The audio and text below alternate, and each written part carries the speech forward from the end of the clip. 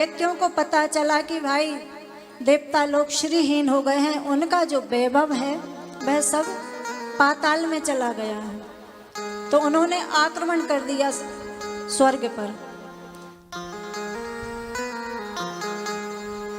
अब इधर भगवान बृहस्पति के पास, विष्णु भगवान के पास सभी देवता गए तो भगवान ने कहा कि भाई तुम्हारा जो वैभव है सब पाताल में चला गया है, अब उसके लिए तुम्हें समुद्र मंथन करना पड़ेगा। तो कहा कि कैसे करेंगे? तो भगवान ने कहा कि अकेले नहीं हो सकता, दैत्यों को भी साथ लो। तो कहा कि ठीक है।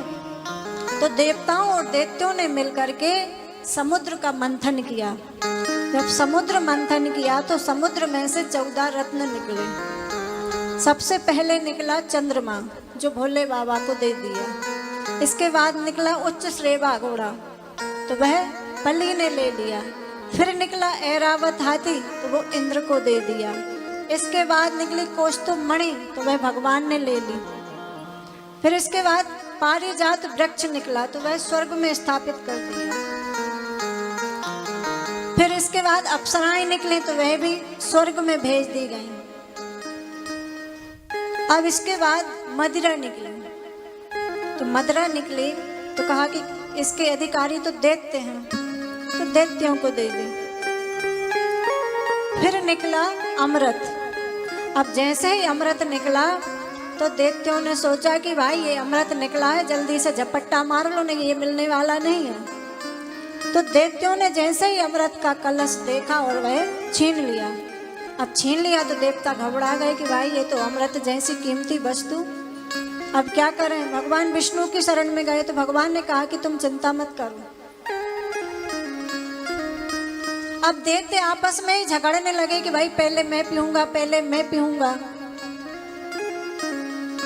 तो भगवान ने सोचा कि ये अच्छा मौका है, तो भगवान ने अपना मोहिनी रूप रखा और मोहिनी रूप रख करके दैत्यों के पास गए और पूछा कि भाई क्या हुआ, आप आपस में क्यों झगड़ रहे हो? तो दैत्यों ने कहा कि महाराज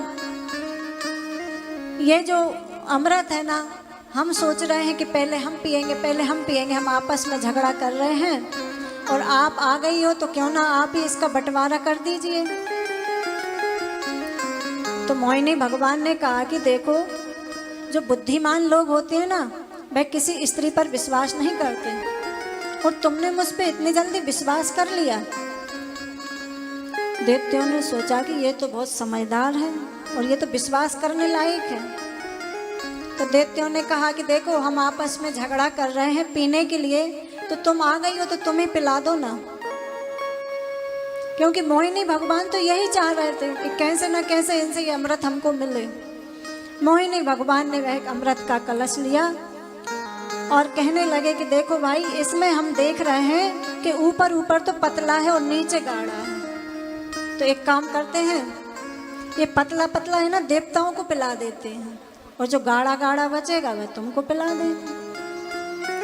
दैत्य खुश हो गए, ठीक है। भगवान ने देवताओं को पिलाना चालू किया। अब अचानक से एक सुरभानु नाम का राक्षस आया और सूर्य और चंद्रमा के बीच में आकर के बैठ गया। तो भगवान ने उसको भी अमृत दिया।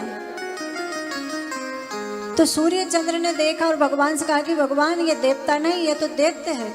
तो भगवान ने अपने चक्र सुदर्शन से उसका शीश काटा, तो वह जो सुरभानु नाम का दैत्य था वह 2 भागों में हो गया। तो उसको कहते हैं राहु और केतु। अब जैसे राहु केतु ने पी लिया अमृत तो भगवान ने उनको मारना चाहा, लेकिन वह तो अमृत पी चुके थे, अमर हो गए थे। अब देवताओं ने अमृत पी लिया था तो वह सब आजाद, तो उन्होंने दैत्यों पर आक्रमण कर दिया। दैत्यों ने सोचा कि भाई ये तो बहुत छलिया है, इन्होंने अमृत पी लिया और हमारे लिए कुछ नहीं दिया। तो दोनों में संग्राम छिड़ गया। जब आपस में दोनों में संग्राम छिड़ा, भगवान विष्णु ने कहा कि भाई देखो, ऐसे काम नहीं चलेगा। इसके बाद फिर जब वह विष निकला तो कहीं अब जब विष किसको दें? अब विष तो ना देवता लेने को तैयार, ना दैत्य लेने को तैयार। तो फिर भोले बाबा को याद किया, कहा कि भाई ये काम तो हमारे भोलेनाथ ही कर सकते हैं। भोलेनाथ की प्रार्थना की कि देव देव महादेव महायोगिन देव देव जगतपते। भोले बाबा प्रकट हुए और कहा कि भाई क्या बात है। तो कहा कि भोलेनाथ ये विष निकला है, अब इसको क्या करें? अगर इसको फेंकते हैं तो पूरा विश्व जल जाएगा। भोले बाबा ने माता पार्वती से कहा कि देवी देखो, ये हमसे विष पीने के लिए कह रहे हैं, हम पी लें क्या? माता पार्वती ने कहा कि भोले बाबा, कोई भी पतिव्रता पत्नी होगी क्या वो अपने पति से कहेगी कि तुम जहर पी लो? चाहे वह पतिदेव कितने ही सामर्थ्यवान हो तब भी नहीं कहेगी, क्योंकि माता पार्वती समझती थी कि भोलेनाथ तो सामर्थ्यवान। भोले बाबा ने उस विष को लिया और जैसे ही पीना चालू किया तो भगवान ने कहा कि अगर यह विष अंदर जाएगा तो मेरे हृदय में भगवान बैठे हैं। तो भोले बाबा ने क्या किया कि रा कह करके मुंह खोला और फिर उस विष को डाला और माँ कह करके अपने मुंह को बंद कर लिया। तो वह विष जो था वह कंठ में ही रह गया।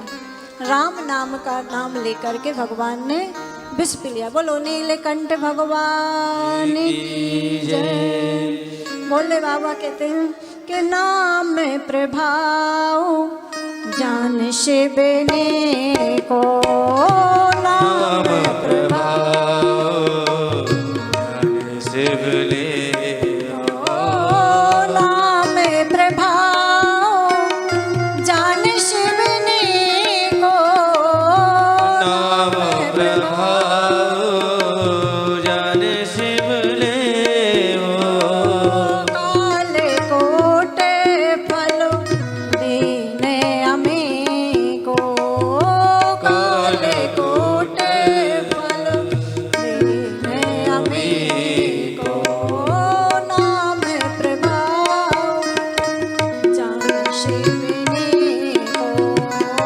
नाम प्रभाव जान शिव ने को।